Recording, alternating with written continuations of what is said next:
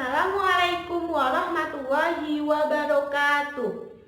Selamat pagi anak-anak. Bagaimana kabar kalian? Semoga kita selalu dalam keadaan sehat ya. Pada pembelajaran Quran hadis kali ini, Ibu akan menjelaskan mengenai bukti-bukti keautentikan Al-Quran. Sebelum memulai pembelajaran, marilah kita membaca basmalah bersama. Bismillahirrohmanirrohim. Selanjutnya, Ibu akan bertanya, apa yang kalian ketahui tentang autentik? Iya, benar sekali. Autentik artinya dapat dipercaya dan asli. Jadi yang dimaksud dengan keautentikan Al-Quran adalah bahwa Al-Quran itu dapat dipercaya kebenarannya, kemurniannya, dan kesuciannya. Untuk lebih jelasnya lagi, mari simak penjelasan dari Ibu. Langsung saja kita masuk ke materi ya anak-anak. Di dalam Quran surat Al-Hijr ayat 9 yang berbunyi, A'udzu billahi minasyaitonir rajim. Bismillahirrahmanirrahim. Inna nahnu nazzalna dzikra wa inna lahu lahafizun. Yang artinya, sesungguhnya kamilah yang menurunkan Al-Quran dan sesungguhnya kami benar-benar memeliharanya. Dalam surat tersebut sudah dijelaskan bahwa Allah telah menegaskan Allah akan senantiasa memelihara kemurnian serta kesucian dari Al-Quran. Jadi, sejak zaman Al-Quran diturunkan sampai nanti akhir zaman kelak, kemurnian dan keautentikan Al-Quran akan senantiasa terjaga. Hal ini disebabkan karena kemukjizatan Al-Quran, baik itu dari gaya bahasa atau uslubnya maupun dari isi kandungannya. Nah, Al-Quran di dalam gaya bahasanya memiliki keistimewaan-keistimewaan. Di sini ada 6 keistimewaan dalam Al-Quran. Yang pertama, kelembutan Al-Quran baik dari susunan suaranya maupun dari keindahan bahasanya. Yang kedua, keserasian Al-Quran baik untuk kaum awam maupun untuk kaum cendekiawan. Jadi semuanya itu bisa merasakan keagungan dari Al-Quran. Yang ketiga, sesuai dengan akal dan perasaan. Jadi nanti Al-Quran itu akan mendoktrin kita untuk senantiasa merangkum kebenaran yang ada di dalam Al-Quran. Yang keempat, ada keindahan dalam kalimat. Jadi biasanya di dalam Al-Quran itu terdapat satu makna dengan beberapa lafaz, tetapi itu tetap indah. Kemudian yang kelima, ada mencangkup, global dan terperinci. Kemudian yang keenam, dapat dimengerti sekaligus hanya dengan kita melihat hal yang tersurat saja. Nah, tetapi orang-orang kafir itu tidak mempercayai kebenaran Al-Quran. Mereka menganggap bahwa Al-Quran itu hanya kumpulan dari syair-syairnya Nabi Muhammad. Nah, pada akhirnya Al-Quran mengajukan tantangan-tantangan untuk orang-orang kafir. Di sini ada 3 tantangan yang diajukan oleh Al-Quran. Yang pertama terdapat dalam Quran surat Al-Isra ayat 88, kemudian di dalam Quran surat Yunus ayat 38, dan di dalam Quran surat Al-Baqarah ayat 23. Baik, akan Ibu jelaskan satu-satu. Tantangan yang pertama, Al-Quran itu menentang siapapun yang meragukan kebenaran Al-Quran untuk mendatangkan seluruhnya yang semisal dengan Al-Quran. Di sini akan Ibu bacakan mengenai Quran surat Al-Isra ayat 88. Dimohon semua siswa untuk memperhatikan. A'udzu billahi minasyaitonir rajim.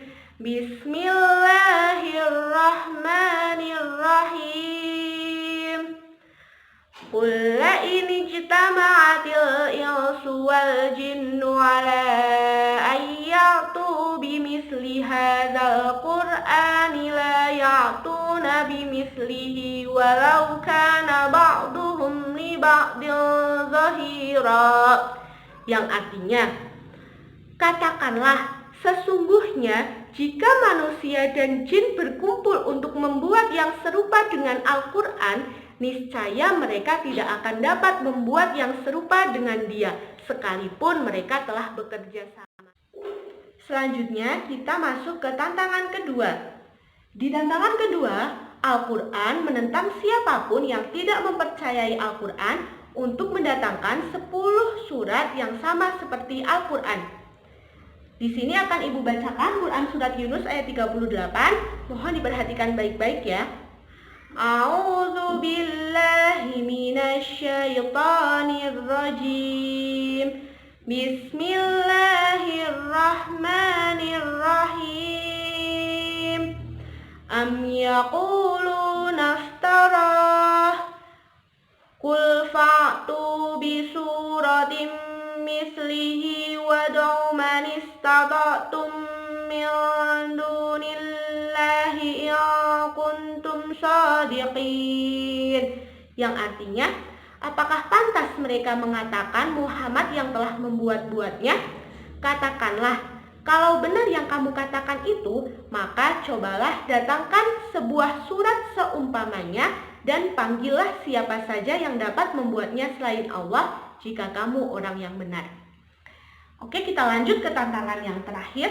Ini terdapat di dalam Quran Surat Al-Baqarah ayat 23, di mana Al-Quran menentang siapapun yang tidak mempercayai kebenaran Al-Quran untuk mendatangkan satu surat saja semisal dengan Al-Quran. Akan Ibu bacakan baik-baik. Dimohon diperhatikan ya.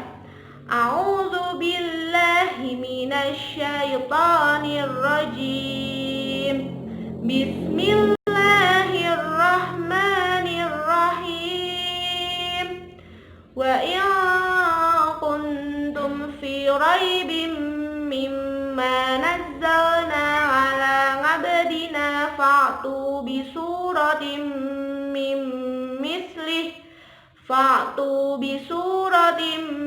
min mislihi wad'u syuhada'akum min dunillahi in kuntum shadiqin.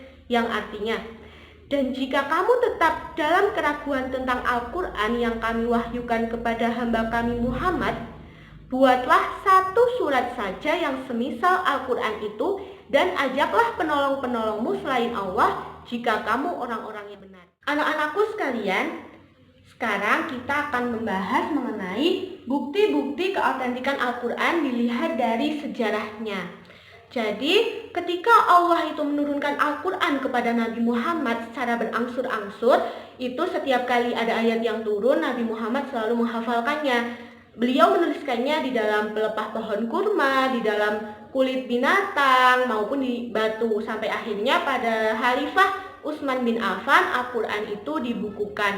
Nah, kenapa kok bisa keautentikan Al-Quran itu dibuktikan dengan sejarah? Karena dilihat dari hafalan umat Islam terdahulu, di mana umat Islam itu selalu menjaga kekuatan hafalannya. Dan ini yang mempererat dari bukti keautentikan Al-Quran. Kemudian yang terakhir, Ibu akan menjelaskan mengenai contoh dari bukti keautentikan Al-Quran, di mana yang pertama dilihat dari ketelitian dalam pengungkapan kata. Misalnya nih di dalam Quran Surat Qaf, di mana huruf Qaf itu jumlahnya paling banyak ya di surat Qaf tersebut. Kemudian di dalam Surat Al-Baqarah, di mana huruf alif, lam, dan mim itu hurufnya diulang-ulang terus, di mana huruf alif itu sebanyak 4.592, huruf lam sebanyak 3.204, dan huruf mim sebanyak 2.195 kali. Masya Allah sekali ya. Kemudian yang kedua adalah keseimbangan penggunaan kata-kata, seperti kata ad-dunya yang berarti dunia dengan al-akhirat yang berarti akhirat itu diulang-ulang sebanyak 115 kata, seperti itu. Jadi dari pembelajaran kita kali ini mengenai bukti-bukti keautentikan Al-Quran, dapat kita simpulkan bahwa keautentikan Al-Quran itu dapat dibuktikan dengan kemukjizatan Al-Quran dan dari sejarahnya, yang dimana orang-orang Islam terdahulu itu selalu menjaga kekuatan hafalan mereka dan tidak pernah berubah, seperti itu. Nah, Ibu rasa sekian penjelasan dari Ibu. Untuk selanjutnya kita melanjutkan melalui diskusi di grup WhatsApp. Untuk nanti akan Ibu kasih tugas melalui e-learning. Nah, Ibu harap penjelasan Ibu semua kali ini dapat dipahami oleh anak-anak, mudah dimengerti, dan kita semua dapat menebar manfaat dari apa yang kita tahu. Penjelasan dari Ibu tentang materi kita hari ini. Jika ada yang bertanya, silahkan langsung saja melalui WA. Nanti akan kita diskusikan sama-sama di sana. Sekian dari Ibu. Jangan lupa tetap semangat dalam belajar. Walaupun kita tidak bertatap muka, itu tidak menjadikan alasan kita untuk hilang semangat. Dan jangan lupa jaga kesehatan. Satu lagi, saling mendoakan satu sama lain.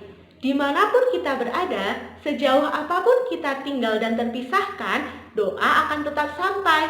Jadi, marilah untuk saling mendoakan demi kebaikan bersama. Dari Ibu sekian, billahi taufiq wal hidayah. Wassalamualaikum warahmatullahi wabarakatuh.